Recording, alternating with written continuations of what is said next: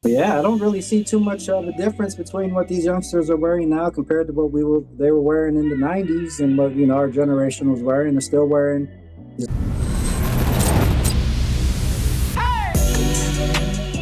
We Gucci. Let me Yo. over here. What up? What up? We back for another. Hey, we back for another one. We are back for another one. Hey man. Another one. Hey, you live, man. This is episode 66. How you say that in Spanish? Siete seis. There you go. Is that right? Nah, I don't know if that's it. That was definitely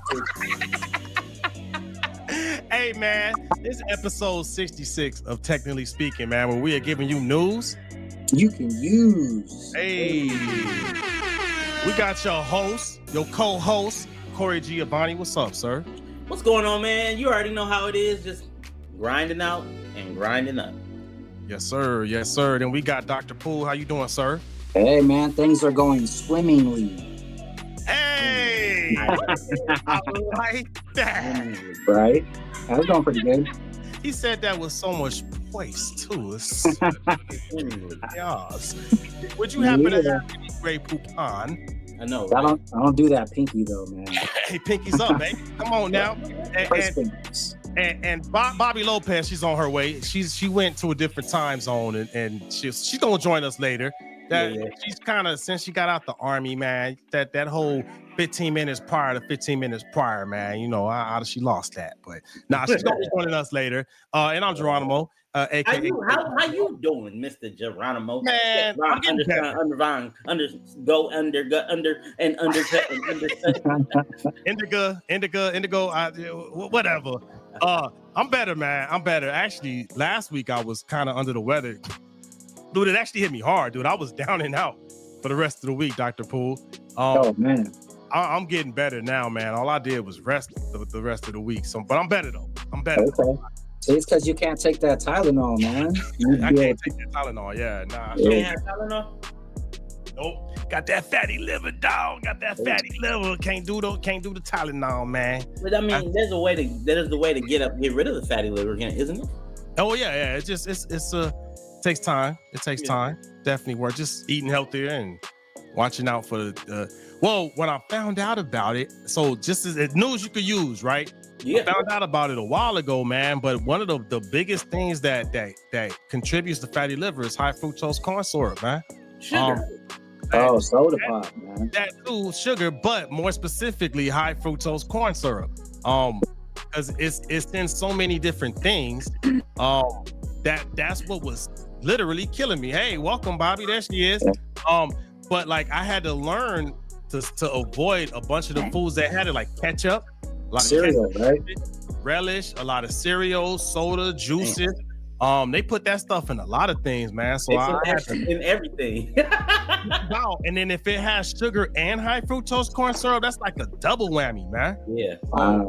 Yeah, and I used to eat a lot of ketchup and barbecue sauce and stuff like that. So I had to. I still do, man. Yeah, man. That's what's up. And then at that time, I was drinking a lot too. So that didn't help either. So the alcohol with the high fructose, with the sugar, that's not good. So as long as you maintain a regimen and a diet, you should be good, right? Yeah, add some water to that diet. It still takes time for it to go away. So yes, but I mean it's a journey, baby. It's a marathon, man. Shout out to Nipsey. So weed won't hurt you. Say what? I said so weed won't hurt you. Wheaties? I can't eat that gluten free. No. Because we don't consume that on this platform. And no. I'm just saying, man, we're working with government. Herbal. I'm thinking about yeah. We got government contracts, man. Hold on. I'm not talking about him. I'm talking about if I get a fatty liver. Okay, that might help you. Bobby, what's up, Bobby? What up? How you doing? Let's change subjects quick. How you doing, Bobby? Can you hear us? Weed. Hey, what? I'm all like, yeah, I can hear you. Can you not hear me? Can you hear me now? The first word that came out of your mouth was weed.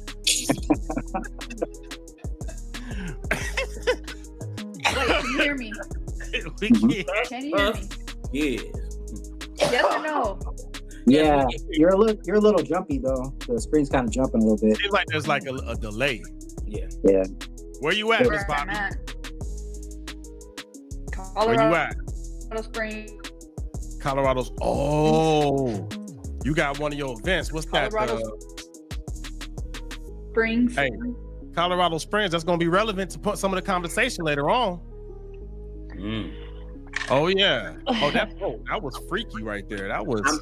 Let me just tell you this. For y'all don't know, Bobby is hiding in a bunker because she won the $1.5 billion Powerball, and she's just playing like she in Colorado Springs. No, she done built her bunker on her farm, and she in there trying to make sure she can give us news that we can use. I'm over there in Texas just in case the bomb decides to hit America. I'm coming into Bobby's bunker.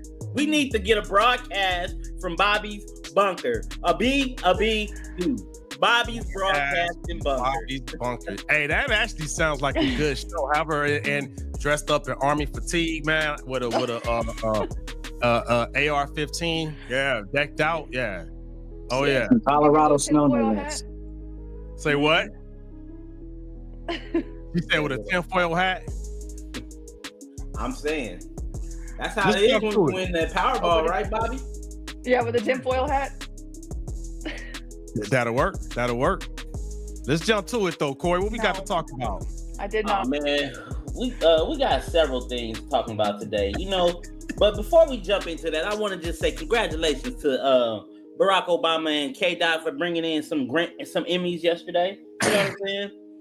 The good thing about that, Barack Obama, he got an Emmy for his Netflix special, and Kendrick Lamar got an Emmy for the the Chick-a-Dig Super Bowl joint, right? Oh, he got an Emmy for that. He got an Emmy for that, right? That's his second one because he got one with Dr. Dre and them the first time he performed. That's right. That's what's up. Hey, congrats to them. Now, back up to the Obama special. What? Yeah. He got a special on Netflix? Yeah. I'm not knowing about that. Yeah, it was. Obviously those who follow Obama pretty much gonna do that. Go on Netflix right now. You can find it. It's still up there, I think. Okay. It didn't make the top 10, but it's still up there. But he got an Emmy. Well, yeah, but you can buy Emmys nowadays. Oh, I mean, I don't mean that. I didn't mean that. What? Millennial Moment. Just kidding. No. Let's get back into it. You know what I'm saying? I just had to give everybody shock factor and all. So last week Google had won their lawsuit that I believe they were dealing with. Right? They were trying to break up Google. They were trying to break Google up from I think it's from having a monopoly, right? Huh? From having a monopoly, right? From having a monopoly.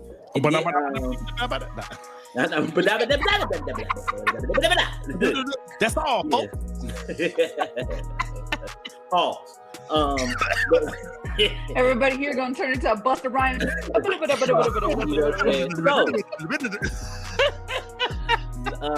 The thing about the monopoly, we're live. I for one don't have a problem with what Google doing because of the fact that I think they have. I would honestly say they have the best ecosystem. Google. Yes. They have the best ecosystem. Yes. And it's for the free. Yes. Yeah. You can pay for the premium packages and stuff, which some of them I do because of the fact that you can't. Some of that stuff it's worth it. Having Google YouTube Music, you listening to the house and then you go out the house and hit in the car and you turn on the car and there it go. I have the same thing.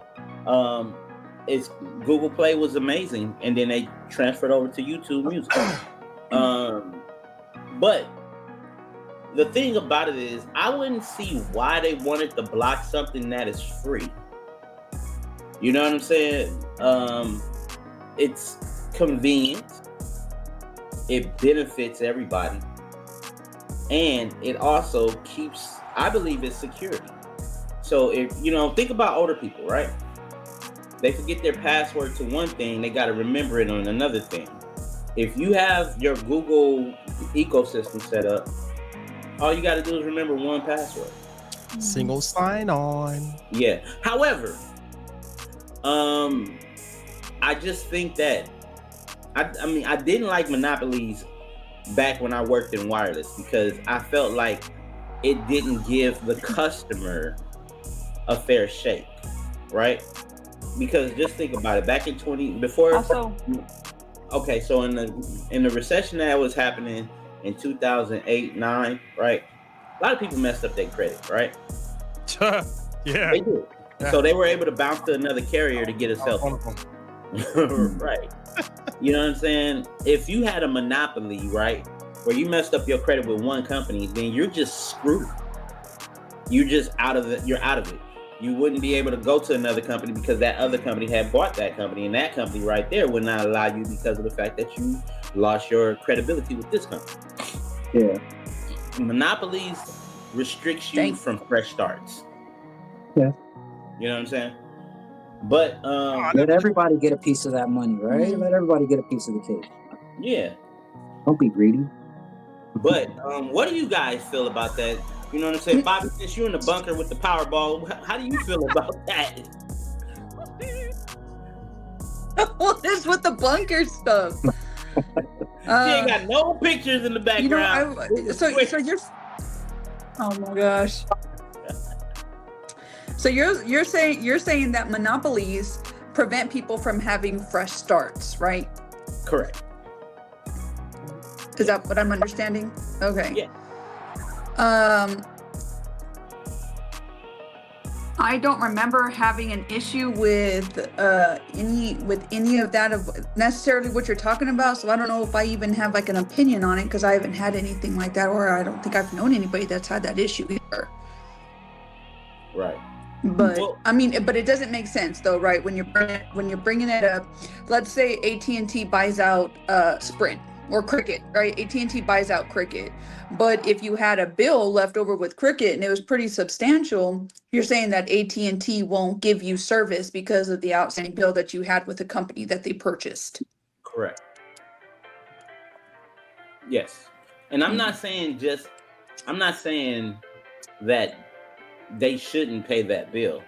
But we know that when that recession hit, every company that owned a company, you could not go to. It's almost like, say for instance, if I work for T-Mobile and I lost my job there, I go to Verizon to get a job, but T-Mobile and Verizon are now the same company.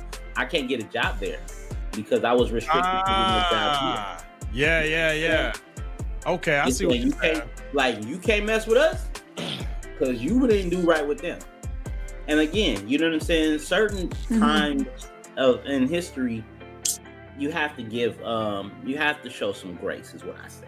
Yeah, right? yeah. Everybody, you know what I'm saying? Everybody got. I wouldn't say everybody. I say 90% of the people in the United States were affected by that time, either not financially, but some form of fashion. Things shifted, right? And I just think that, like, that's even in the Bible. There's 7 years to pay off a debt before you be able to become free again. Because if not, then you're a slave to the person you owe. Yeah. But after 7 years of jubilee, boom, you're done. You don't owe that person a debt, right? And that's I don't want to be a slave to the man. Right, and that's where we get the credit. That's where we get the credit thing, right? Where after 7 years, it's supposed to fall off your credit, which is different and not true. But that's where we all was told things like that. But if one company owns this company and that company and that company and that company, bruh, where can you go? Where can you go? Yeah, I get that. I don't think I was impacted by it like in that way, but I see the logic. Logic. Now, I was impacted by that. What happened? Because that was when that balloon burst. It was the Great Recession of 2008, right? Yeah. It actually started in 2007, but I think the world felt it in 2008, just because of what was it? Predatory loaning. Predatory lending. The banks were being very, very grimy. Oh, that's right. That's back when there was all that bank Mhm. controversy going on. They were giving Forgot loans. about that. They got that. Now, I was one of the people that fell into that. Oh, okay. And long story short, I got trapped into that, and I couldn't get rid of the house that I bought because when I got it refinanced or when I got it appraised a year after I bought it, it got appraised for like about almost double than what I bought it for. Now, hindsight 2020, I should have sold the damn house, but I was heavily influenced by a former spouse to let's get some money out. Let's take an equity loan and put a pool in the house. It's gonna add value. Fast forward when she left my punk ass and I needed to get rid of the house. The amount of money I was upside down was that equity loan I took for that pool. And that pool didn't add much value. So had I never got that pool, I would have been able to just get rid of the house. But I couldn't because now I was upside down on a mortgage loan that I couldn't get what I needed to get rid of that house, man. So, but let's just say if I needed to get, say, a new phone, like for example, what if I was with T-Mobile, messed up, but they bought Sprint and I try to go to Sprint, I see what you're saying. So where I got, screwed over just by the predatory lending that was happening at that time. I can see how that can hurt, and shit like that happens all the time, man. So yeah, I get what you're saying. I can see that. Yeah. What's your take, Dr. Poole? Well, shoot, that was really deep right there, guys. Like news. Hey, don't fall for no predatory loan. Yeah. Don't do it. Right. It ain't worth it. And don't get no equity loans. There it is, man. Straight up. Hey, drop no equity loans for real. Learn from the board. I don't know. Unless that equity loan is going to be flipped and make you some extra money, yes. But if it's not doing that, it ain't worth it. It ain't worth it. Okay. Well, I guess I could comment on the Monopoly part. I like Monopoly, so I understand the game of Monopoly and the rules of Monopoly, and so Google definitely has that monopoly, but I'm not really worried about it because it's free monopoly and it's connected to everything already, like you guys were mentioning. And so I don't know who's going to be able to create a platform that's going to be able to match the amount of contracts that Google has with everyone, because Google's been established now for decades. And so even if there is an opportunity for a newcomer to come in and try and take over the internet space, it's probably going to take them a long time to get to those numbers, which will give Google more time to adapt their sales structure and counter. So and you see what they did with Gemini, Gemini is like Gemini versus ChatGPT 5.0. I mean ChatGPT 5. I mean, like, and you got to pay for the plus plan with ChatGPT 5 plus, right? Gemini is free, and it's still doing the same thing. Yeah. So it's man, you got a point right there, Dr. Honestly, I think it's just haterism, man. Someone was sipping that haterade, man. Why are you picking on Google, man? Somebody was just hating. Someone got pissed off. Someone that person's chick or something. Because there's really no, like, I don't understand why. You know what I mean? Like, Google created that. They started this internet search shit. And this is the thing they get. I think I know why. It's probably because a lot of people are locked out now. They don't have an opportunity to get a piece of that pie. So they want to make their own pie so they can eat their own pie and their own cake. And they don't have the ability to overcome this big superpower that's been dominant for 20 years.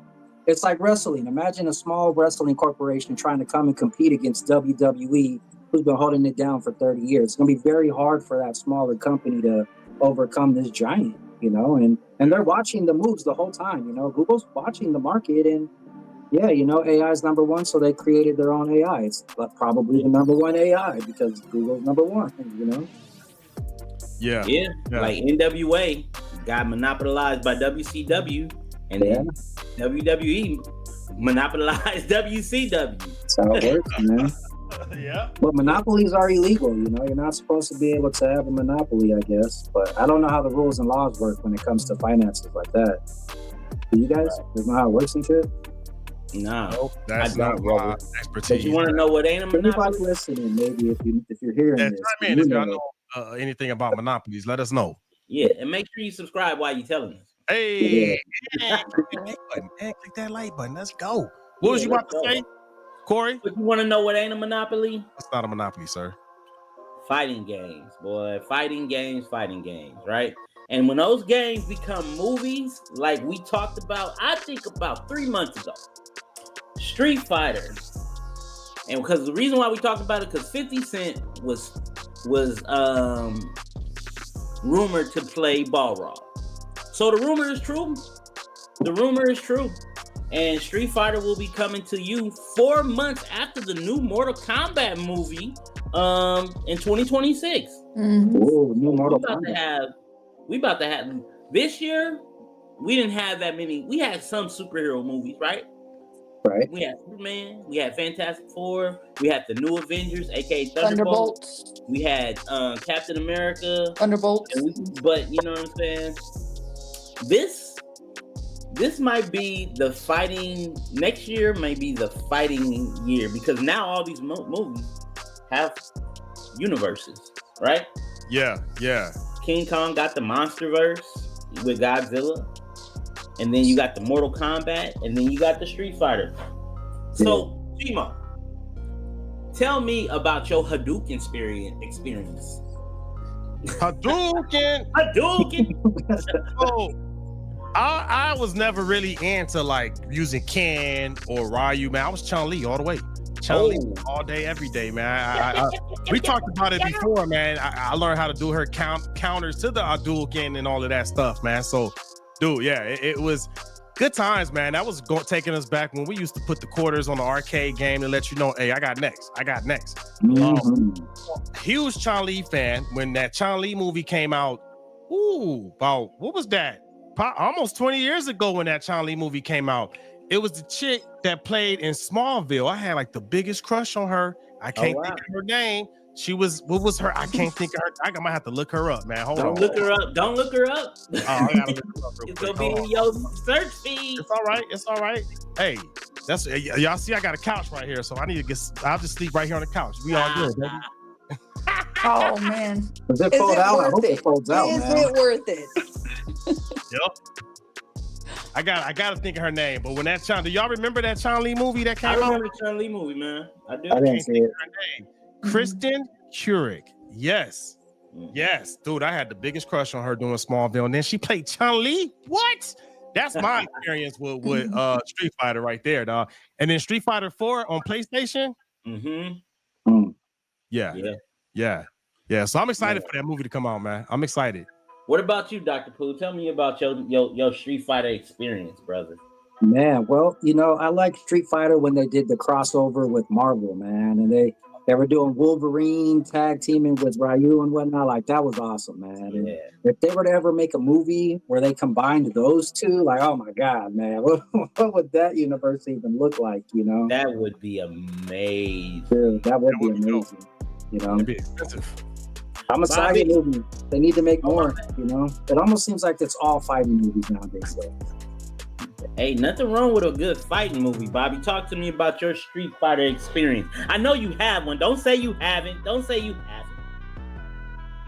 I told y'all before in another episode that I did play a lot when I was younger, and I was always Akuma. That was always my go-to guy. That's right. Did you know Akuma was a demon? I did not. You played a demon. I'm gonna tell the pastor. I'm telling the pastor. Oh. Hey, you know what though? It's interesting, right? Whenever you think about all the superhero movies that have come out and all the not so much the fighting movies, but all the superhero movies, it kind of brings into perspective the idea that we're all looking for somebody to save us, or we want somebody to save us. I want to be saved. There's different all these different universes that you can be in kind of brings about the idea of the different spiritual realms that I believe that there are. And so while they call them universes, I would call them spiritual realms. And in each realm, you're fighting something different, right? You're fighting a different evil person. There's an evil guy out to get you or us, or the family and we want somebody to save us. Point. Ain't nothing wrong with Just a being thought. saved. Ain't nothing wrong. Same. As long as the savior is Jesus. Let me stop. They're trying to replace him with superheroes.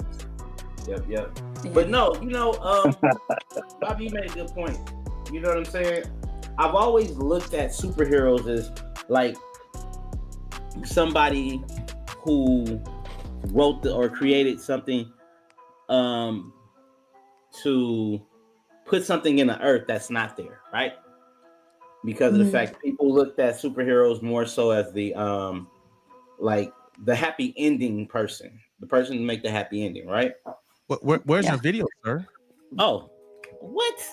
Oh, you know that good Avatar that came on the wings. Blame it on the wings.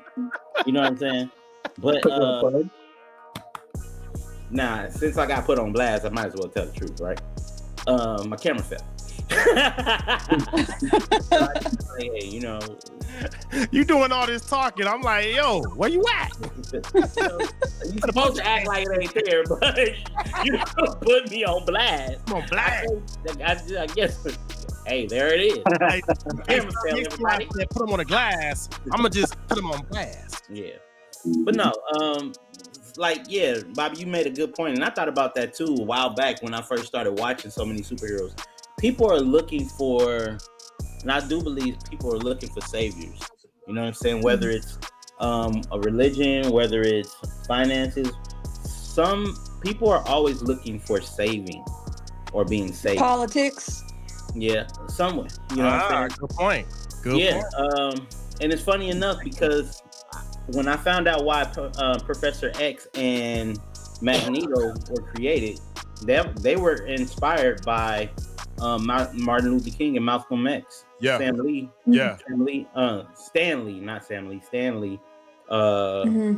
wanted to introduce that, and I was like, that was amazing. Yeah. But you know what I'm saying? Look, you want to know what else is amazing? My brother from another mother who gets down like no other, who's having a poodly day, is gonna give us some game about these saviors, aka heroes. Talk to us, Dr. Poole. Give us some game about it, bro. Yeah, man. All right, we're gonna go into some Millennials versus the Marvels movement and whatnot, and I was able to jump up on the chat GPTs and get some interesting questions, man. So first, I just got some general questions for the group. Feel free to chime in with your thoughts. Try and keep it limited to a couple sentences because I got a few of these I want to ask you guys. All right. So first question I got for you guys is, all right, if Iron Man were a millennial, would he spend more time upgrading his suit or scrolling on TikTok? Upgrading his suit. I would say upgrading his suit. Yeah. All right. I would say upgrading his suit. Okay. Let's see. Which Marvel hero would millennials most likely cancel? Cancel? Millennials? Cancel? Ooh. And why? Yeah. Beast. Who are you guys canceling out there? Which of these superheroes are you going to cancel? Beast. Why? Yeah. Because he's not black. He's not white. He's blue. All right. I like that. The Bloods really wouldn't want him. That's funny. Hey, he could roll with Snoop though. Snoop would take him in. Take him in. Yep. He probably find some love on the west side, right? The west side. I got two people I know for sure would be canceled. Who? One, Deadpool. Oh. And two, Thor. Probably the millennial women. Oh no, because he's so sexy. So see, that's exactly what it is. I didn't say the men. I just said the women. Okay. I didn't say Bobby. I can see that. But some of them are like, oh my gosh, what are you talking about? That's so ugly and offensive. Oh, that hurts my feelings. Okay. I'm seeing that now. Okay, that was all right. Oh, Deadpool definitely. He was definitely a Gen X construct. Okay, we got Deadpool. Here's one for Deadpool. Who would win in a meme battle? Deadpool or millennial internet generation troll? Deadpool. Who's winning in the meme battles? Deadpool. It's something about breaking that fourth wall. All right, now let's go into a little bit deeper. Let's go a little bit into a little bit deeper state here. All right. So, would the Avengers still form if they had to deal with millennial burnout, mental health awareness, and job hopping? Yo, Wait a minute. they wouldn't need work-life balance. They wouldn't have formed. No, they wouldn't. I would. Yeah. They wouldn't. All right, here's one for you. Do millennials relate more with Spider-Man's struggles with responsibilities or Hulk's anger at the system? Struggles with Hulk's anger. responsibilities. Nah, hope. You gotta Right. hope. This is a little bit more Hulk's anger at challenging. the system. All right, so Both. I feel like Hulk's all anger of is the more above. of a Gen Z thing. That's a Gen Z thing. more Gen Zers that are out there hulking up, right? I gotta Turner. work with this shit. Ah! You can't tell me when to go to bed. Oh man! All right, here goes another one. All right, who you think's gonna dominate Instagram followers? Black Panther, Captain Marvel, or a millennial influencer with the ring light ability? What was the beginning? Ring light ability. Yeah, who would dominate Instagram followers? Black Panther, Captain Marvel, or a millennial influencer with a ring light? Captain Marvel, and I'm gonna tell you. Can I tell you why? Why? Black Panther. Because Captain Marvel is a woman, and social media pushes women content more than men because they keep the men on the platform. Good point. Interesting. Good point. And then What I you would have, like to Bobby? see data to back that up. Yeah, Bobby, you said what? Black Panther? Did I hear you say Black I Panther? did say Black Panther. Why? Why do you think Black Panther? I think Black Panther because one, I feel like he came out, like his story came out before Captain Marvel's did. At least it came to the big screen. So I knew of Black Panther before I even knew who Captain Marvel was. And so you get behind his struggle. You see the people of Wakanda. I think that like on a global scale, he would have a much wider base than Captain Marvel would. ooh, she actually has a good point. Yeah. Oh, You agreeing more with Bobby on that one? What do you think, Gino? dude, I was gonna go with the millennial with a ring light. But I see both of their points. I see how social media pushes the women movement, and I can see her with a whole bunch of like boss bitch type hashtags. I see that, but to Bobby's point, I think a lot of people sleep on how big of a market the continent of Africa is. Like, just if you hit in the continent of Africa, you winning. You got to think about Akon. Akon is a bazillion gazillionaire, gets all these streams because of Africa. You know what I'm saying? Like, so I see both of their points, man. But I'm gonna go with the millennial with a ring light. Split all the way around. I love that, man. I'm gonna be the tiebreaker then. I'm gonna come in and I'm gonna say I'm gonna go with Black Panther, man. I feel like the black movement is still stronger than the female movement. You know, but the female movement is strong, you know, and I didn't personally know what a ring light meant, so I don't know how the millennial was going to use that ring light. You know, what is a ring light though? Help explain that for those who don't know, like myself. A ring light? So yes. I mean, unless you've been under a rock and you don't do any content at all, the ring light is just it's a light that's shaped like a ring, and it gives you the light that you need so you look good on camera. Oh shit! All right. you ain't never heard? Is my lighting right? Is my lighting right? I need to get a contour light. I need to. All right, I got two more for you, and then, I need to get my contouring right. I got two more for y'all, and then we're gonna throw some numbers out there with some movies because Marvel's been making a lot of movies, man. So here's one of the last ones. If millennials had superpowers, would they use them to fight crime or just avoid traffic and overpriced rent? Avoid traffic and an overpriced rent. Yeah, I'm going with that one. Yeah. I like All right, that. and the last one, here we go. Would millennials rather have Wolverine's healing powers or Tony Stark's bank account? Each of you guys. Tony Stark's bank account. Tony Stark's bank account. Healing power. Healing powers. All right, I like the healing powers I too, can't pay man. these bills with that healing power. But you know what? You You can go on live 24/7 with all that healing power and start making some change on OnlyFans. Start showing off them blades. Yeah. Good point. I'm sure there's a group that got fetishes for that. I wasn't thinking about that. Y'all, the fetish group, geez. Want to see All my right, You yeah. know, there's some weirdo out there. Want to see my claws? All right. I'm gonna give you guys the guesstimate, man. I want you guys to take a guess. How Oh, many baby, Marvel those movies? are shiny. Hey. Doing one at a time. Ooh, man. All right, here we go.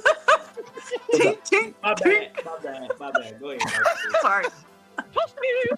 Too much. All right, let me ask you guys, man. How many Marvel movies do you think have been made over the last 5 years? The 27. last 5 years? Yeah, from 2021, we'll say from 2020 to 2025. Ooh. Okay. Probably like So- 6. Nah. I can tell you because up until 2024, they did 3 movies a year. And then in 2024, they only did 1, which was Deadpool and Wolverine. And then they did 3 this year. But then again, I didn't count Spider-Man because Spider-Man is still part of Marvel/Sony. Sony. Yeah, it doesn't come up under the Marvel search, but you got to remember that Spider-Verse is its thing too. Yeah. So let's see. 15, take away the 1. Marvel didn't do 3 this year, sir. Yes, they did. I can give it to you. If he one? can, I can too. I got all the numbers Yeah. and all this shit. They did Captain America. They did New Avengers, and they did Fantastic Four. Oh, they That's did. 3. That's right. Okay, I'm getting my years mixed up. My fault. Old Man Logan. Yeah, I'm gonna say for safe numbers, I'm gonna say they did 16. close. 2000. Yeah. All right, 2020. So total movies. All right. So what I got from this. All right, check it out. This is the crazy numbers. All right. So Marvel's total movies we got here. We got let's see which one is it. It's we got it right here. It's hold on. I'm sorry. Give me 1 second. I just want to make sure I got the facts. All right. So we got 5 movies from 2023 through today, not including Spider-Verse. 4 movies for the next. Oh wait, no, hold on. Shit, that's the wrong one. Oh man, all right, I got some numbers, but I can't find the freaking save page for the save page that I saved it on. And it's gonna put me behind. All right, okay, so all right, I got it. Here we go. Okay, so from May 7th, 2021 through 2023, there were 12 movies that were made. 5 movies were made from 2023 through today, not including the 2 Spider-Verse movies. And there is also 4 movies that are going to be coming out over the next 2 years for a total of 21 movies in 7 years, but minus the 4 movies, you get 12 plus 5, 17, and it's 19 movies if you count the 2 Spider-Verse movies. That's So, a lot. yeah. But you know, there's a movie that a lot of people don't count, which was a good Which one? movie. Werewolf by Night. That didn't come out of movie theaters though. No, yeah, and if you were to, and I didn't keep in mind, this isn't even accounting for just the Disney Plus episodes of all those episodes that have come out on Disney Plus either. Like, I mean, if you were to, there was a picture that I gave you guys. I was hoping you could post it, right? Because it's split. It has like the movies that came out from 2023 until like today or since the end game, but it also had a separate division for just Disney Plus specials that come out, like the Luke Cage or the WandaVision, and they got a new one coming out about Punisher, like a new Daredevil. Like these are all Marvel movies, not movies, but like TV shows that you could add on top of these movies. And so you gotta add Agent of Shield. You gotta add all those. Exactly, right? And so if you were to take all of that content and then all of the movie content and then add 11 DC comic movies that came out over that same amount of time, you're looking at over 140 hours of superhero content. Hey, real quick, we got some comments coming in off of what you said. I just saw it on YouTube from Goon Squad. He said Shang-Chi. Oh, when he was answering your question, he said it got to be over 10. He said that trash. I don't know what that trash is, but he was getting a shout out to Goon Squad out there. He was showing us some love on YouTube right there. Shout out, yep. Close, man, close. It was I think it was like 17 or 18. But ultimately, like, I mean, the overarching view of this, because I mean, think about it. You know, we were talking last week about those movies that came out, Thunderbolt and Fantastic Four. You know, there was another Fantastic Four that they made just 2 years prior to the one that they remade. And so if you look at a lot of these movies, they're just doubles and remakes for new characters almost, you know. And if you break it down, you have, it comes out to 3 movies a year, continued, even though the first, you know, 3 or 4 years, they were like, it's going to be every three every year. If you do the math on these, it's still equal to about 3 movies per year. And man, the math on it was like a total of 46 superhero movies and specials since 2021. Now, do you guys think that they have been pushing the superhero theme specifically on purpose to try and create this new genre of like someone to protect us? Or do you think that there might be something else going on? Like, why are there so many superhero themed movies and TV shows being put out on the market right now, guys? Well, I mean, because it worked once, but I mean, it all comes down to IP. It comes down to IP. They have almost 100 years worth of intellectual property.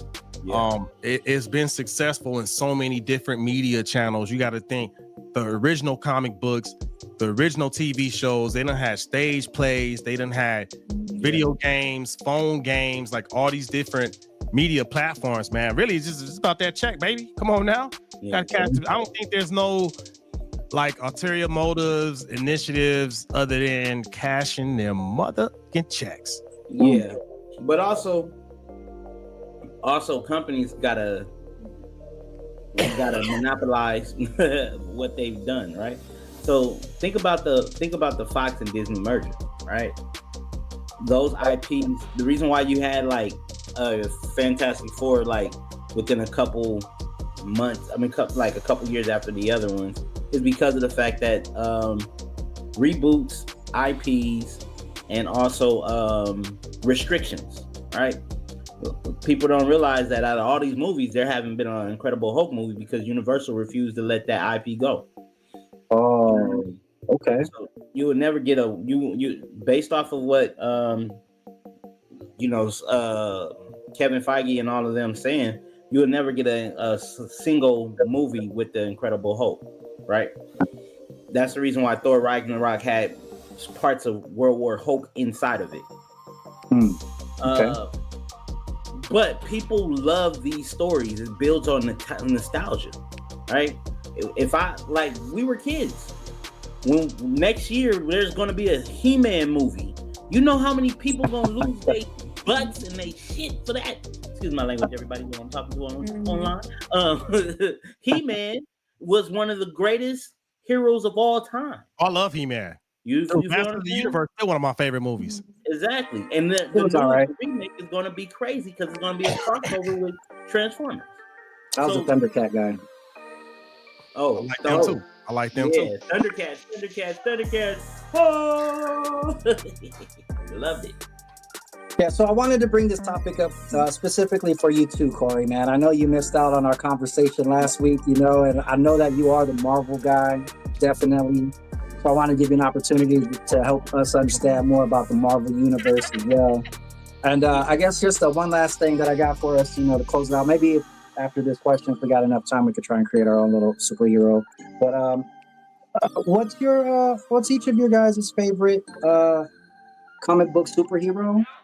And is there anything that you would change about them? What do you got? Starting with you, Bobby. Who's your favorite, and would you change anything about them? Iron Man, and the only thing that I would change is what happens to him on the last Avengers movie. Oh, I like it. All right. What about you, G? Me, always just favorite character. Period. Or Marvel? Does it have to be Marvel? Particularly Marvel. Keep it on the Marvel. Particularly Marvel. Okay. Wolverine. I've been down with Wolverine since I was J-High. To Grasshopper, baby. Like, come on now. Yeah, Wolverine all day, baby. Now, would you change anything about him? Is there anything about Wolverine you would change? Nah, man. He's the best at what he does. Come on now. Right. Yeah. What about you, Corey? Okay.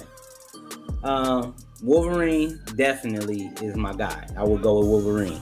Now, what I would change about him, stop being so mad. He gets mad real quick. He's ready to cut them blades out real quick, bro. I'm like, just chill, man. We don't need all that. You know what I'm saying? We don't need all that. You know what I'm saying? You got infinite healing power and some blades. You the cheat code. You can't die. That's right, man. So chill. They don't need to get mad. Yeah, for me, it would be a toss-up. Okay. I was gonna ask you, who's yours? Yeah, this is gonna be a toss-up. It's between Wolverine and Spider-Man. Since you guys both chose Wolverine, I'm gonna go with Spider-Man. You know, and he was the local neighborhood hero. You know, and as a little kid, I was able to relate to him more because he was a youngster. I would have made him a little bit more sly with the ladies. He could have been a little bit more smooth with the ladies, and probably would have got Wendy a little bit easier. Right? Yeah. That was her name, right? I think it was the name, like Wendy or something like that. MJ though. MJ, yeah, there it is. MJ. Mary J. There it is. I don't know, man. What's the girl? Spider Gwen? Nah, man. Spidey Gwen. Spider Gwen, way better than MJ for him, bro. What's up? You guys want to make a superhero, or you guys want to move on? We gotta move. We gotta move to the next one. We gotta move. Moving on. Hey, that was a good one, though, man. Hey, speaking of some real life heroes, we gonna talk about the Space Force. Last week, Donald Trump announced that the Space Force Space Command is moving to Huntsville, Alabama, aka Rocket City, USA. Hey, you know what? I gotta show him some love on that one. Gotta show him some love on that one, man. Hey. Oh yeah. America. America. Hell yeah. Hey. For my flag for this segment. Hey, you try to mess with America. That's right. Come on, hey. We're gonna give it to you, baby. Rocket City, we stand USA. for the flag and we kneel for the cross. Hey. In America. Yeah. Oh, I got a similar shirt. I like that one. Hey, nice. Right. Where you? Hey. So real quick, so I shout out to them, man. Shout out to Space Command. For those who don't know, and probably most people don't, when I first started my Air Force career, back when Space Command was still part of the Air Force, it was Space and Missile Command. I started my Air Force career in Space Command at Vandenberg Air Force Base, Lompoc, California. That's where I started my Air Force career. So I got a special connection with Space Command right there. They've since removed the missiles out of that name, but no, yeah, I got love for that, man. It was different being part of Space Command, Space and Missile Command, because a lot of people don't think about the STARS treaty we had with Russia when we used to have Russians come on site, and it was basically show and tell. You show me yours, I'll show you mine. And I'm talking about nuclear weapons. So we used to have to escort them when they came up there. So it's that base is now Vandenberg Space Force Base, and now Space Command is in Huntsville, Alabama. That's actually major news. Say what? Say what, Bobby? Not quite. It's gonna take a minute. The Space Force base is still located here in Colorado Springs. It's set to become Space Force Central in Huntsville, Alabama, but it's gonna take some time. It's gonna be a phase that happens over the next few years. It's not gonna be something immediate that happens. Oh no, it does take time, but it still sucks for Colorado because they're leaving Colorado.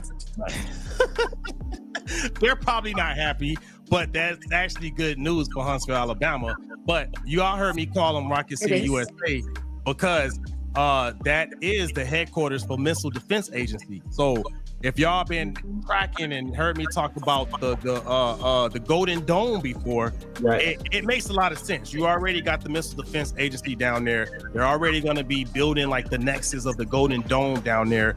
Missiles, rockets, Rocket City, USA. You need to send stuff to Space Command. It makes sense. It makes sense. What's up, Bobby? You look like you got more on your mind. I do, and I can't say it. Oh. Okay. I mean, say what you can, though. Say what you can, if you can. Let's not put her in jeopardy, because this is not her. You ain't gonna put me in jeopardy. This is such an interesting topic, and I hate that I have to be so vague. Silent. But it is Well, what it is, my friends. it You is know, what it is. I can tell you this. I don't think it's political. I think that people ought to know that a lot of times when the government operates out of secrecy, it's for a good reason, and a lot of times there are special projects happening around the United States where you don't necessarily need to know what's going on in full transparency. And sometimes things are happening in your own backyard. Yeah, Um, yeah. so while I've talked to you about this before, I would encourage you, if you're not sure what you want to do in life, continue along the cybersecurity route. And if you want to get more into engineering or technical stuff, definitely do something with the Department of Defense, soon to be the Department of War. Wow. Whoa, that sounds powerful. That sounds like you looking for an ass whooping. Oh, Fuck with baby, the wrong department here. we here for the smoke, baby. No, but to her point, she's actually making a good point, because one of the reasons why Huntsville, Alabama won that bid, because cities, if for people that don't know, right? Because I came from the workforce development ecosystem before I got into government contracting, and there are a lot of programs that local government will have to try to build up the workforce. That's why there's programs out there to get people skills and stuff like that. So your economic development teams, your workforce development teams are trying to develop the talent, so that way the cities can be like, hey, come to us. We got the talent you're gonna be looking for, right? So what it looks like is the economic development teams from Huntsville did a damn good job selling that talent and that workforce for Huntsville. So for a lot of people that don't understand that part of the political ecosystem, right? It's a competition, man. Cities are for a long time. The reason why so many companies were coming to Texas is because Texas was dumping in dollars for workforce development. They were training people and name your skill, right? So they would tell HP, come to Texas, we got the talent you need. They could tell Tesla, come to Texas, we got the talent you need. So now Alabama is entering that fight, right? So y'all know I've been to Alabama twice since this year. There's a reason. There's a reason. I've been going to Montgomery, but they're creating their own little corridor, right? Yeah. And Smart. To Bobby's point, as far as like looking for jobs, yeah, I mean, not just cyber, but maybe if you want to get in, if you're more hands-on, maybe if you're more mechanical, hey, that might be the place you want to go, because they're going to need engineers to design and build these missiles. You know what I mean? Yep. So something to expand your horizons on. Is going to be a lot of opportunities out there. Yeah, man. Oh, I'm excited about that, because that's just showing growth. I've heard some growth in the economy. What's up? I've heard some skepticism from other folks, younger folks, talking about artificial intelligence taking over jobs. But the truth of the matter is that artificial intelligence will never be able to replace what a human hand can do. You won't have artificial intelligence being used to do some of the things that are going to be needed in order to protect the United States, similar to what the Golden Dome is. That's all going to be human hands being done. So there is space for mechanical engineers, technical engineers, electronic engineers. You will always need a human face for that. Electricians, because you still need because one of the things that Huntsville used to sell that city was the infrastructure. You need electricians, HVAC technicians, plumbers, like all of the above, carpenters, everything. So the name a job, it's all gonna thrive. You're gonna need pool cleaning technicians for them people making money. They got their pools and spas because they need to keep their pools looking clean. You feel me? Come on now. So the robot can't get wet. Womenly, you know what I mean? Like, come on now. That's right. No, it's a win whenever a command is being stood up somewhere. I want to say San Antonio had put in the bid for Space Command to come here too, but we didn't get it. But I guess we gotta spread the love, because Cyber Command came here, so it's okay. I got a question, and you know what I'm saying? Maybe because I'm not in the Department of Defense information. I'm not into that area, but I noticed that didn't they have a space defense department at one point in time? So the Air Force did it. It used to be under the Air Force. So you had Space and Missile Command that was part of the Air Force, And yes, that was part of their mission. But now that's when Space Force broke out on its own, and that is their dedicated mission now. And Space Command is like the headquarters for all of that. So yes, and yes. Where's Space Command at? What state? Bobby? Colorado? Colorado Springs. Colorado right now. Well, I got a question, man. I got a couple questions after hearing all of this. What's up? Maybe y'all can help me understand this. Okay, so we got 5 of these space institutes. Is this what I'm hearing? We got the one in Colorado. We got the new Elon base in Texas. We got the new base in Alabama, plus the 2 NASAs that we already had in Texas and Florida. So we got like 5 space buildings now. Is this what I'm understanding? Bobby No, said there's definitely more. There's definitely more than that. That's just what you named. But the only thing I said to was because Elon Musk is still a private individual. He's not covered under what the Department of Defense considers like space stuff. He's doing his own individual things. Right.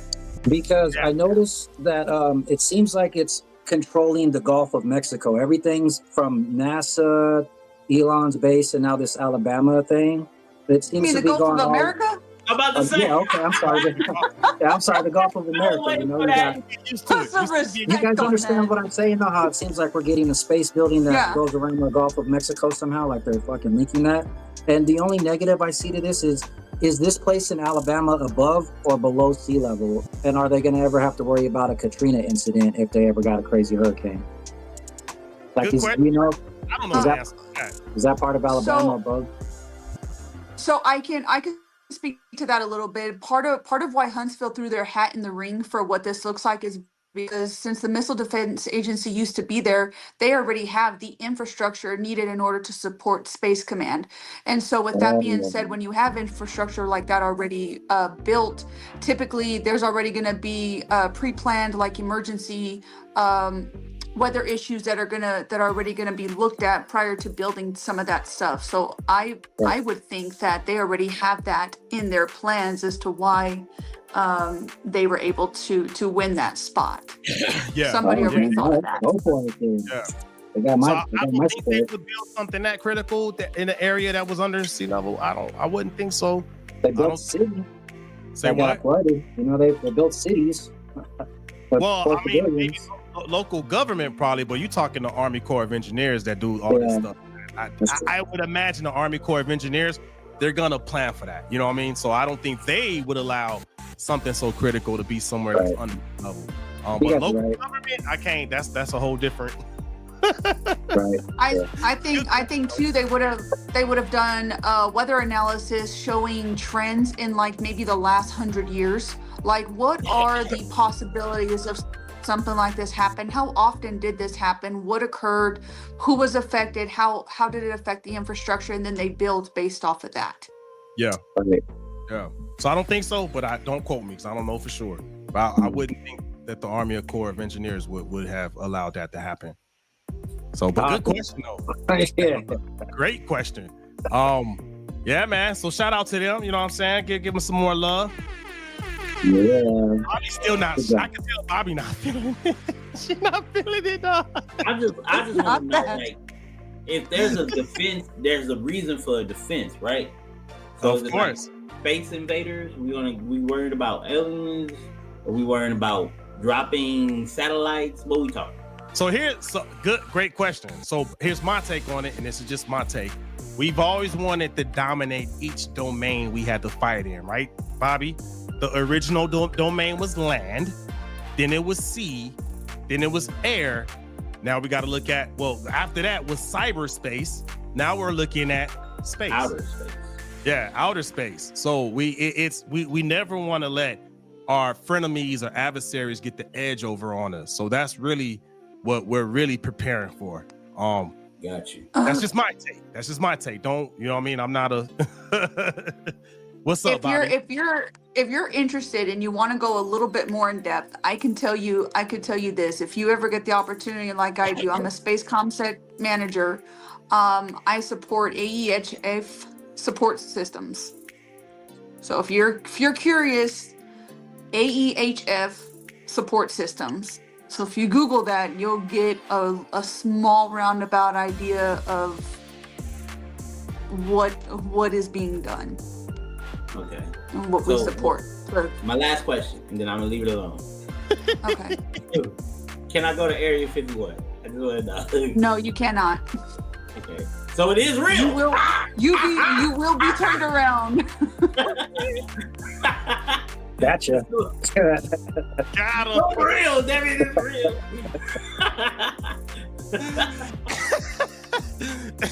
Corey, we'll have to talk offline. We'll talk offline, Corey. Oh, okay. See, you got her now, bro.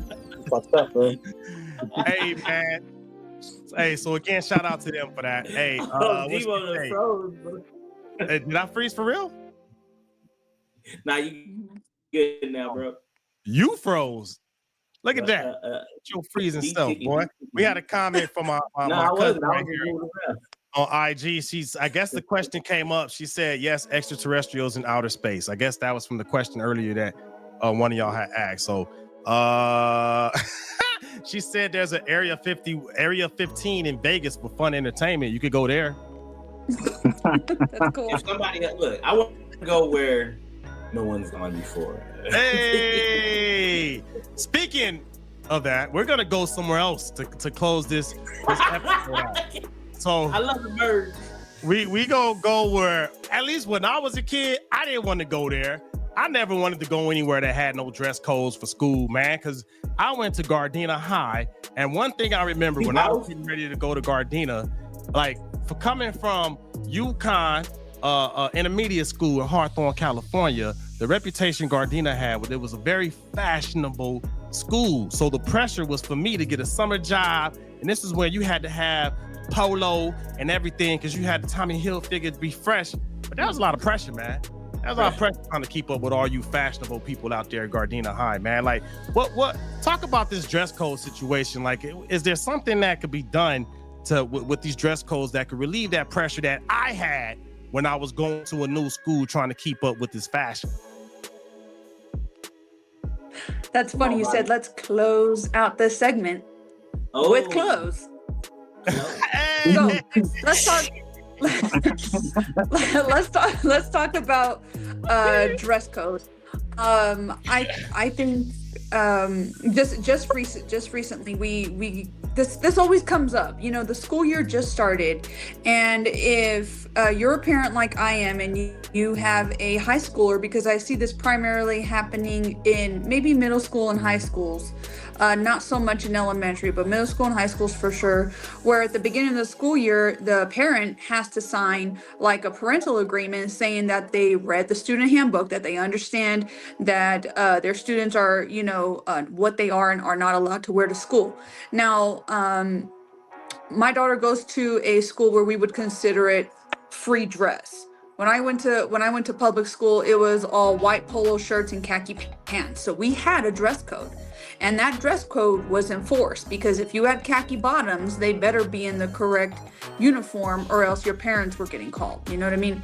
And so we didn't have a whole lot of issues. But where my daughter goes to school, they do in fact have a dress code. However, several times I've gone up to the school and it is for lack of a better word, shit show when it comes to what these kids are allowed to wear to school. It is an embarrassment, and I've always wondered. I can only control what's happening in my household. I do dress code my daughter if I feel like she's wearing something that either I feel is inappropriate or that I could possibly get a phone call on. It's a no-go. And if you try to hide it from me, that's your ass, because then you're being sneaky and shady, and I don't like none of that. But anyways, that's a whole other topic. So should we or should we not have a dress code? And if you think we shouldn't have a dress code, I'd like to know why. And I'm going to open it up to the group to see maybe what y'all have seen or what you've experienced as either parents or step parents, or what is it that y'all are possibly seeing today with the way the students are dressing, particularly young ladies. Donald, I want you to take the first stab at it. Yeah, I don't really see too much of a difference between what these youngsters are wearing now compared to what they were wearing in the 90s and what our generation was wearing. They're still wearing these little crop cut shirts, you know, and the super short shorts and skirts and dresses, you know. So Do you think that's I don't think appropriate for an educational environment? Or do you think it um, would be more of a distraction to other individuals, male and female? but yeah, I think it's both. You know, like our school did have limitations on certain things that you weren't allowed to wear. Anybody? But at the same time, you look at some of these schools that have dress Y'all hear codes me? and part of, huh? Yeah, we can hear you. We can hear you. But yeah, you look at some of like these private schools or schools that Y'all require can hear dress me, code, but and I don't hear you. they got like the girls walking around in skirts, you know, and I think that's like kind of inappropriate to have a short skirt as part of your dress code. But I mean, All right, anybody, go yeah, ahead. What do we got? yeah, I think that things haven't changed that much, and I hate that. I think that some parents, you know, have modesty and teach their kids modesty, and some parents dress themselves like what their kids dress like, and so you know they're kind of teaching that.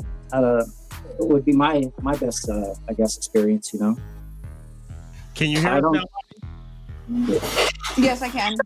All right. Now, Dr. Poole gave some good examples. Were you done, Dr. Poole? I think so. I hope so.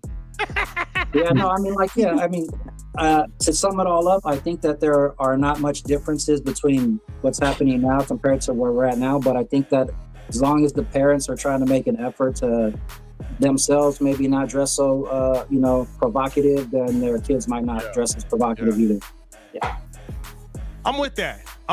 Just kind of reiterate the transition coming into this segment.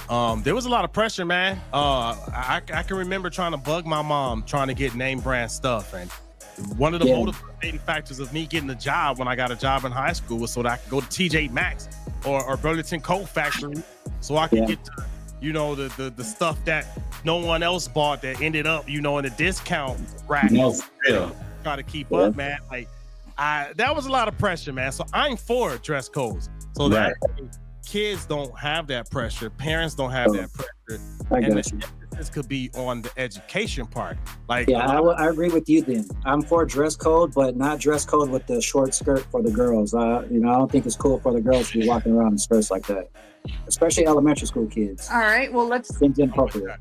I'm with that. So that's why I was saying you typically don't see it too much with the elementary school, but definitely with the high schoolers. When I go up to the school, I'm like, yo, how are their parents not being called? Or if they are, how as a parent are you not caring that your daughter goes to school looking like a stripper? How do you not care? And then on the flip side, there was a senior at my daughter's school last year when I went to go sign her up for her sophomore year. This kid, and because he is a kid, was probably what we would probably consider a trans person. He was wearing fishnets with a short skirt and it was a crop top. It was a straight up bra. To school to register for the following year. Shouldn't the school be stopping him? Who is that? More on the school or more on the parents? That's what I'm saying. But everybody, I feel like, is too concerned that they're gonna hurt somebody's feelings. Like, F your feelings. We've got an entire, why set a standard if you're not going to follow it? I like uniforms. So Corey didn't get a chance to answer your question, Bobby, because he was having. I'm sorry, Corey. The question, Corey, was: are you for or against dress codes? I'm for dress codes in school. I'm not for dress codes in church. Let me go back to the school though. The reason why in school is because of the fact that and LA Unified School District incorporated dress codes, and a lot of kids get bullied for the things that they don't have. Right. Good point. Mm-hmm. Certain families are not fortunate enough to be able to afford the standard that everybody's wearing, and some they aren't able to afford dress codes. But there are a lot of teachers that buy uniforms out of their own pockets and have them in the classroom. So if they see a kid, they'll be able to be like, hey, you know, I noticed that that's the same clothes you wear, because there's a lot of kids that's homeless. People don't address that or talk about it. There's a lot of kids that are homeless that go to school and they don't have the opportunity to wash their clothes. You know what I'm saying? Unless it's like every once a month. So teachers always step up and provide that, because I've seen it done at my wife's school. I've seen it done at my kids' school when they were going to Perry. So I am for dress codes because of the fact that they make it simple enough where you can go to Walmart and probably get 5 pair of pants for $50, and you get like 5 pair of shirts for like $50. You know what I'm saying? It's very important for kids to feel like they belong and not feel like you said, the pressure that you felt because they couldn't have what Johnny in first period had or Sammy in second period. You know what I'm saying? That's real. That's real. You had something, Dr. Poole? Yeah, I'm wondering that if they did do that and it was just strictly dress code, I'm wondering if they could have like at least multicolored uniforms. Like, seems to have everybody wearing the exact same color and the exact same thing is almost too much uniformity. Well, how does somebody express individuality and originalism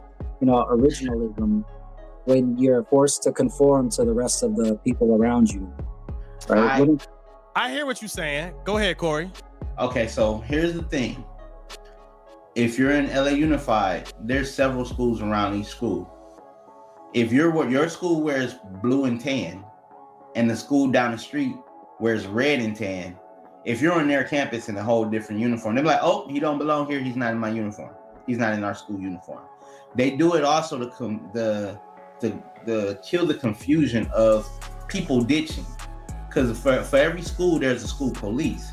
So if they see a kid outside the perimeters of a school during school hours, I'm like, hey, why aren't you in class? You know what I'm saying? And then they can be like, okay, well, go to class. Because we know those who went to Perry knew that back then there was no dress code, and girls and boys was doing the grown-up down at the park at Mas Fukai. Because they didn't call it Mas Fukai. They call it Mas F's. You know what I'm saying? But with that being said, it's like, I only play basketball there. I'm sorry. That's what they call it now? But yeah, I'm just saying, it's the thing is, it gets not only just the teachers, the parents, but it also gets the community involved, the police. I like that. Yeah. Even the people who walk with the signs, they be like, hey, why you aren't in school? Yep. This is, you know what I'm saying? Yeah. Well, I think I like that. I think we're getting just a little bit off topic. Corey, I think what you're talking about is more uniform and not necessarily the dress code. When I was talking about the dress code originally, it was like, hey, if you can't wear a spaghetti strap shirt to school, it has to be like 3 fingers thick. If you wear a skirt to school, it has to be below like your fingertips if you put your hands down to your side. That's more what I was talking about. Now I'm not against students having a uniform. I think that when you show up to school, you know what, this is good, because you know what this also tells me? How are we introducing our children to being professional in the workplace? Would you show up looking like that at your job?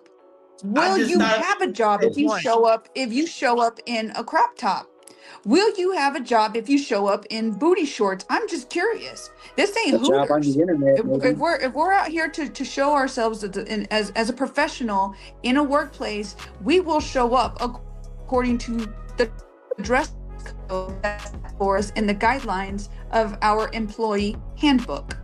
We actually had a couple of comments about that on IG, and it's a long name. I'm just gonna say the 0212. That's Cuzzo. She said trending in classy dress and preparing for the workforce. She actually said that a while ago, and then she also said responsibility of following the dress code rule, principles of responsibility. Mm-hmm. Excellent point. Yes. I kind of got lost too thinking uniforms myself, but excellent point. You're practicing for being in the workforce. You can't go to your job looking like a stripper. I mean, unless of course you are a stripper, that's different. That is a job. But like Chris Rock said, I tell my daughter. Go ahead. No, I was gonna say like Chris Rock said, our jobs as fathers is to try to keep our daughters off those stripper poles. So keep them off the pole. Yeah, you're trying to keep them off that pole. I mean, that's true. That is so true. So true. What were you gonna say? I tell my daughter all the time. The best way for you to truly stand out is to not join in. If you're hanging out with a friend group and four out of the 5 girls that you're with all have crop tops and booty shorts, but you don't, you show up in a pair of jeans and a nice shirt with a scripture verse on it, you are going to stand out of your friends group. You are going to stand out. While they stand in, you were designed to stand out. Do what now in California? I don't think you could wear religious stuff in school in California. You can. Oh, you can? Oh, okay. It's still freedom of speech and expression. Yeah, so freedom of speech and expression. The only thing like you can't wear is stuff with cuss words on it. Anything that promotes killing or violence and stuff like that you can't wear. Yeah. That was kind of like when we were kids too. There were limitations on the stuff we were allowed to wear when we were dressing ourselves. You couldn't go in there in sandals. If the girl went in there with some like Daisy Dukes and they would, cover her up or whatever. Yeah, and in that case, I think things are kind of the same. Things haven't really changed too much. But I don't remember none of that. I saw all that when I was going to school. Then again, I was in Hawthorne, so I didn't. Your parents got called. You were sent immediately to the office and you sat there until your parent or guardian came up to give you a different pair of pants or a shirt. You were not in class. No, they was dressing kind of ooh-wee in high school because back then as a young man I was here for it. So hey, they wore sweaters though. So when they were in class, they'd have the you couldn't tell because they had the sweaters on. Covering it up, right? Okay, that's. I remember that lesson we learned from Bobby a few weeks back, right? Like a month ago. Right, a girl wearing the sweaters and be tricking y'all, right? In between classes. What are you wearing? What are you wearing underneath that sweater? Yeah, it might be cold in the classroom, but it's hot as hell outside. So what exactly are you wearing underneath that sweater? Yeah. Nah, I'm with it. Some of that responsibility goes back on the parents. That responsibility again goes back to the parents. If you see your teenager leaving the house and you know for a damn fact that they wouldn't be allowed to wear that in public, guess what? That includes school. It ain't the place. I get that. And let me tell you something. You're 100% right. However, kids sometimes are very manipulative and cavvy. Sneaky. All right. Yep. So I never forget. I was dropping my daughter off for school, right? I literally saw, because I dropped them off right when the gate opens. I literally saw this girl. She was outside. I didn't see her get dropped off, but she had on fishnets and short jeans. Like jean shorts. And I'm like, and then I saw her putting her uniform inside her backpack. See, there's uniform policy, but it's not enforced because of certain things. But I was like, this girl's putting her uniform in her backpack. Her mother or father do not know that she is not wearing her uniform. So it's upon the parents to be able to make sure that they leave the house, making sure they're wearing everything. But kids are crafty. We were crafty. We were crafty too. We were crafty. You know what I'm saying? So but sometimes you gotta pop out and show them. Yeah, that goes back to leadership then at the school. Yeah. So 0212 on IG made a good point. They got to be wary of social media content too, because let's just say in that example, Corey, that young lady posted some of that stuff on her social media. Fast forward, she's trying to get a job. Someone on that HR team is checking out her social media, and they see some of these risque attire she was in back in school, right? That might work against her trying to get these jobs, man. It depends. Oh, I don't know. I have a thought on that, man. I feel like it depends, because if the girl's looking forward to going into OnlyFans, and her goal as soon as she turns 18 is to start an OnlyFans so she can make $1 million in a couple months on OnlyFans, she's going to do whatever she can to start setting herself up like that. And, there are a lot more stories coming out of these girls who start off on TikTok and they get all these weirdos following them on TikTok. And as soon as they turn 18, boom, they switch over to OnlyFans and they make $1 million in a couple months. I can't argue that because it's true. It's true. Oh, man. I can't. Yeah. I don't know what to say, Bobby. I'm here for the smoke. He has a point. Yeah, it is. Yeah, that's true. That ladies, you need to be doing better. Mamas, you need to be doing better. Yeah. Sure. I think that's gonna have to be a topic on another episode because I got questions for that on there's so many levels, man. But I don't want to lose focus on the main topic, which is enforcing dress codes. I'm for it. I think we need it. Unless they priming themselves for an OnlyFans career, that's different. Right. I want to go back to my original point was I need you to focus on the education, man. If you're going to try to be a rocket scientist down there in Huntsville, Alabama, I need you to be able to do your basic math, okay? I need you to be able to build off of that. And I don't need you trying to show off stuff that's distracting you from that. I need my kids to get out there and learn, man. And that's my final thought on that. The workforce is going to be competitive. Yeah. What'd you say, Corey? I have something that I would like to say as well.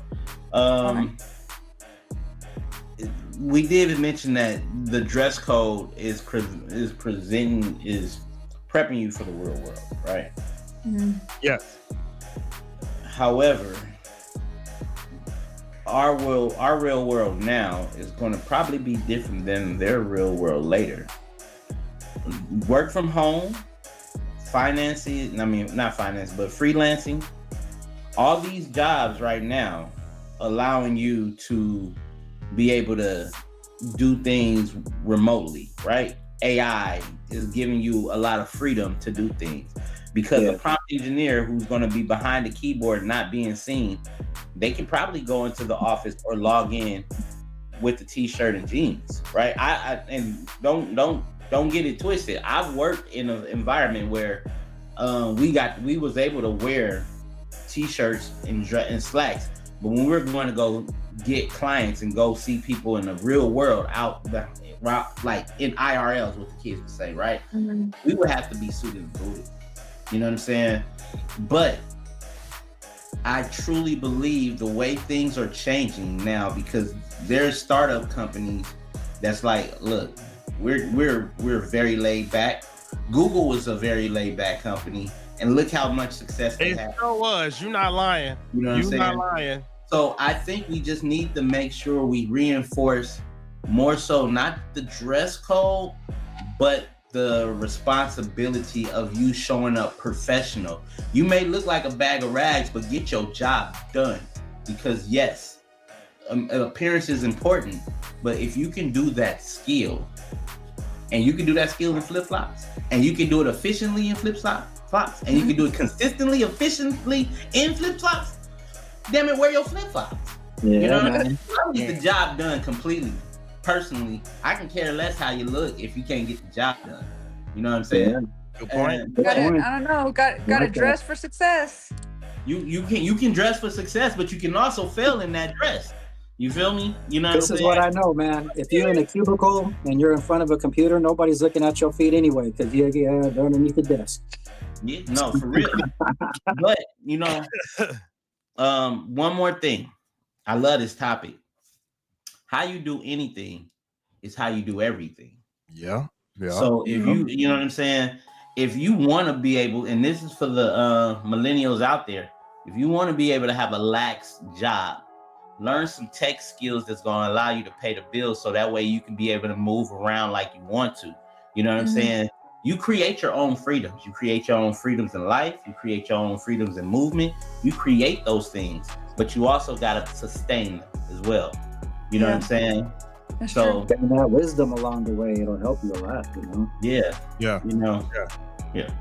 We got a couple of comments that support everything everyone is saying. Again, from 0212 on IG, she's saying that shoot beyond minimum wage, because what you wear may determine if you could make minimum wage or more.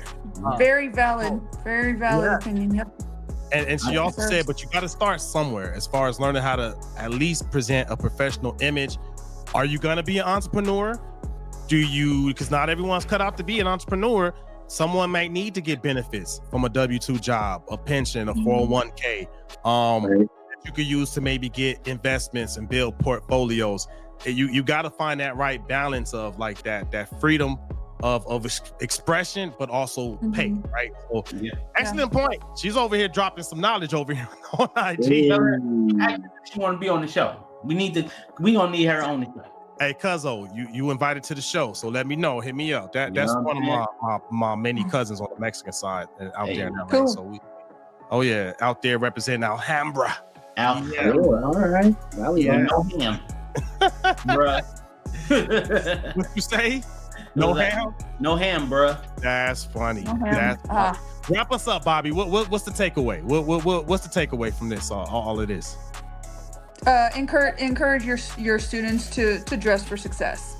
So to dress according to what you want to be like, and of course, if you are into the tech industry and you do happen to have a work from home job, then hey, continue working in those PJs. But until then, show up to school prepared, ready to take on the day with fresh pair of clothes, look clean, follow the dress code. And for our school administration, they need to enforce it. What's the point of having a standard if it's not being enforced? What's the point of having rules if it's not going to be followed? So Good point. I'm with it. And I think that wraps it up, man. That's really good, man. 0212 over there at IG. She was chiming in a lot. That's what's up. I'll get her on the show because she got a lot to say, and I think Grab some millennial thoughts too, man. We can get some topics. We need some topics. Throw some out there. You got some requests, Cuzzo. There you go. Boom. Hey, this was a good episode. Hey, it's been a while. All four of us have been here, so it was good to see all of y'all. I missed y'all, man. Couple weeks, right? Missed y'all. Yeah, it's been a couple of weeks, but hey, that's the show for tonight, Bobby. Hey, let folks know what they could get from you if they in the Bexar County area. Yeah, so if you're in the Bexar County area, I own a company, Patriot Restorations LLC. We are a water mitigation company. So if you have a busted pipe in your house, a leaky refrigerator or washer, you have no idea where that water is coming from, give me a call. You can find me on Instagram at bobby.lopez.5 or on Facebook at Bobby Lopez. Let me know what's going on and we'll work with you in your insurance company or not. And let us help get you taken care of. Need to build up inside your home. Hey, Dr. Poole, if they in the LA area, man, what can you help them out with? Cleaning their swimming pools or their spas or their swimming pool filters. We do it for a low price of, well, we could talk about it. You guys can send me a message right here at don.rumpf on the Instagrams or on the Facebooks and the DMs, and we can talk about that. You could also check out my Facebook page. We got some cool millennial videos out there and stuff, and definitely if you're thinking about adding some type of contribution to our show with your topics, we would love to take an opportunity to have you guys share some millennial topics and we could, get some interaction with you. I'm with it. The main man with the game plan, Corey Giovanni. What up, dog? Let folks know what you helping them with out there. Yo, so check it out. If you want to get into podcasting and you're looking to make a move, and you can start now, quit procrastinating, just jump right into it and grab my free checklist, which is inside the description below. Make sure you grab it.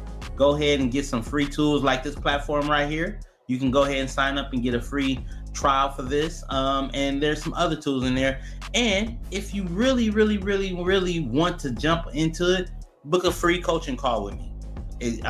All we're going to do is just have a friendly conversation. I might record it, I might not, if it's up to you. And then you can be able to launch your podcast. Hey, he been doing it too, man. So for me, hey, I'm helping folks start their vacation rental business. So I also have a link in the description below. So if you got a spot, you're like, what do I do with this place? Hey man, maybe put it up to be a vacation rental. I got the link below. Check that out. Other than that, hey man, that was episode 66 of Technically Speaking, man. Like we getting up there, man. But everyone, thank you for joining us. Y'all have a good night, man. Have a good week. Make sure you like, comment, and subscribe. Yep. Give that thumbs up.